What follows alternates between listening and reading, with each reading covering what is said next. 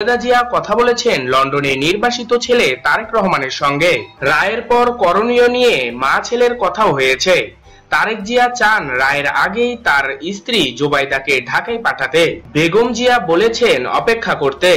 আগামী কয়েকদিন তিনি দলের নেতাকর্মীদের সঙ্গে কথা বলতে চান, মনোভাব জানতে চান সরকারের। এরপর জুবাইদার আসা না আসার সিদ্ধান্ত নিতে চান।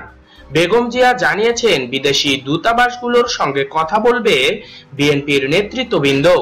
সবকিছু বুঝেই সিদ্ধান্ত নিতে হবে। তবে তারেক জিয়া অপেক্ষা করতে রাজি নন, এখনই আন্দোলন শুরু করতে চান। বেগম জিয়া বলেছেন অন্য কথা। তার মতে রায় নিয়ে জনমত বিএনপির পক্ষে, তাই এখনই কিছু করার পক্ষপাতী নন। রায়ের পর আন্দোলন করলে জনগণ সম্পৃক্ত হবে। মা ছেলের মতামত দুই মেরুতে থাকলেও রায়ের আগে পরে কোনো এক সময় বিএনপির হাল ধরতে জুবাইদার ঢাকায় আসছেন তা মোটামুটি নিশ্চিত। তবে তিনি কবে আসছেন তা এখনো নিশ্চিত নয়। কি হবে দেশে, এ নিয়ে চারদিকে আতঙ্ক। আগামী ৮ ফেব্রুয়ারি জিয়া অরফানেজ ট্রাস্ট মামলায় বেগম জিয়া ও তারেক রহমান সহ ৬ জনের রায়ের ঘোষণার দিন ধার্য করেছে আদালত। এতে করে রাজনৈতিক পরিস্থিতি ঘোলাটে হওয়ার আশঙ্কা করছে অনেকেই।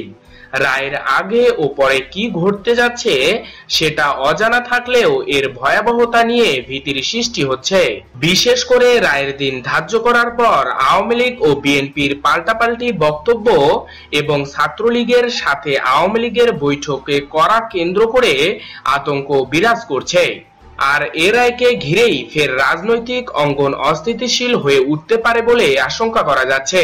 নেতাদের বক্তব্যে তেমনটাই আভাস পাওয়া যাচ্ছে।